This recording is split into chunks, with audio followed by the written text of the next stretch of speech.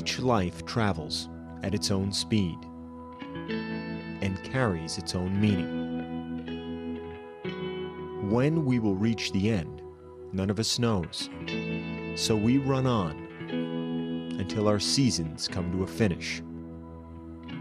And what matters is not only how we reach that line, but why. I knew that she needed to finish. It's within her to finish.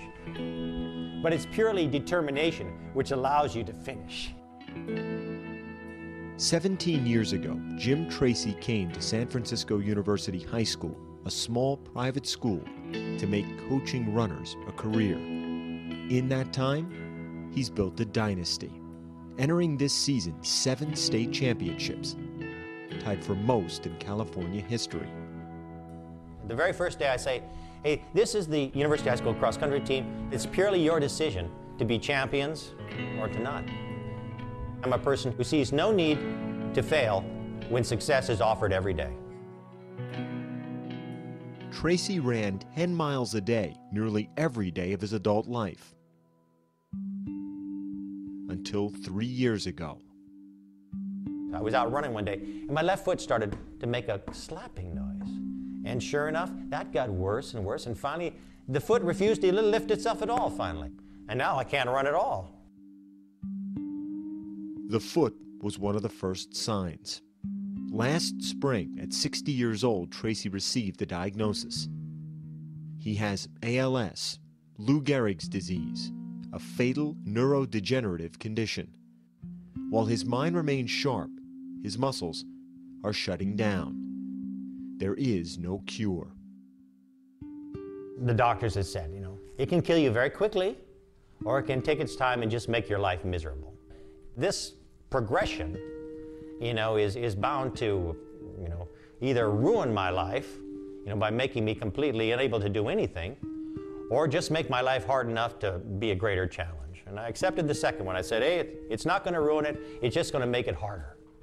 And if it's a little harder, I can take it, Before this season began, against Tracy's wishes, school officials told the team about his disease.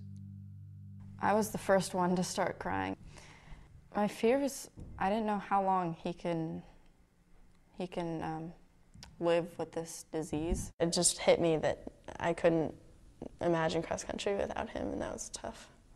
I definitely broke down in tears, and most of my teammates broke down in tears as well. I kind of realized how much he meant to me and to the program, and how hard it was going to be to see him deteriorate over the season. When you lose something, and you lose it a little bit and a little bit and a little bit at a time, at some point you realize that it's not coming back. Because I've run 1,000,000 miles. I've run 1,000,000 hills. I live in San Francisco, this city of hills. But if I go down the slope all the way, I have a feeling I'm not getting back up. And I'll miss that. I'll miss the climb to the top. Tracy has never married.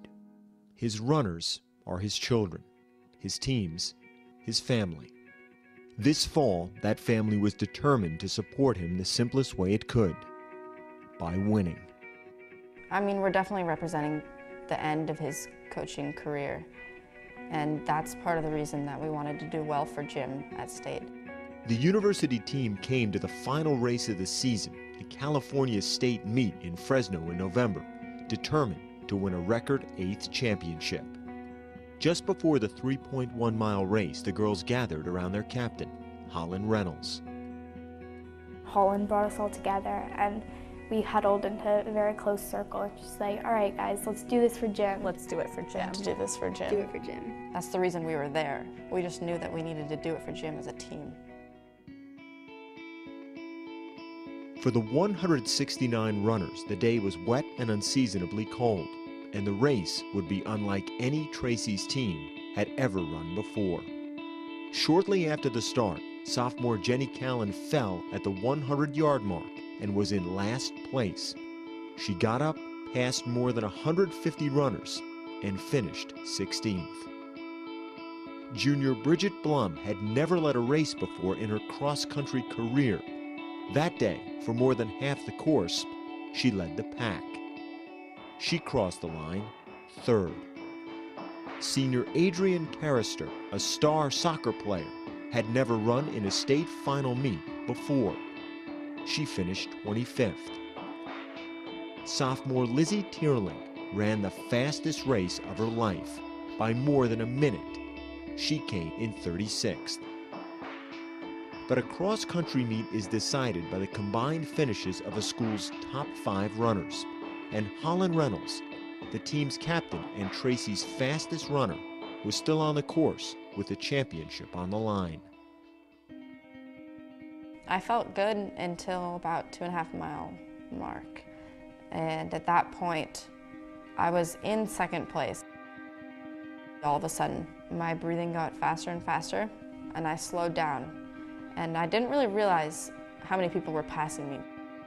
Finally, the athletes start coming in, okay? And I see Bridget and I don't see Holland. And instantly, I knew there was something really wrong. In the final half mile of the course, Reynolds became dehydrated and disoriented, barely able to continue running. It's agonizing watching her. But no sooner gets about 3 yards from the finish line than she just pitches over and falls down. I don't remember collapsing. Oh boy, about 5 meters, hopefully she will get back up. But right after I collapsed, an official came over to me and he let me know that if I wanted to finish the race, I had to either get up and walk through or crawl through, but he couldn't help me right then, or else I'd be disqualified. 10 feet away from the line, Reynolds began to crawl. I do remember looking at the ground and hearing everyone around me. Such a courageous effort trying to cross that finish. It never occurred to me that I wouldn't finish. You need to finish, because that's the point. Reynolds was university's 5th and last official finisher. She crossed the line in 37th place. She was immediately taken to an ambulance and treated for dehydration. Less than an hour later, her teammates told Reynolds she clinched Tracy's 8th state championship when she crawled across the line. Made him proud to be a coach on our team and to have girls that really care about him and will go to any efforts to do well for him. That's definitely, I think, worth way more than a medal.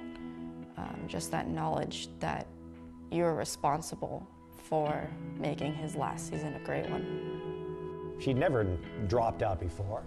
She'd never let the team down, ever, you know. So the need to finish is great. It's like me, I have a physical problem, but I'm not gonna let it stop me from getting somewhere. I'm not gonna make it to the finish line unless we consider death the finish line, but she got there. Maybe what matters is not only how we reach the line and why, but who crosses that line with us.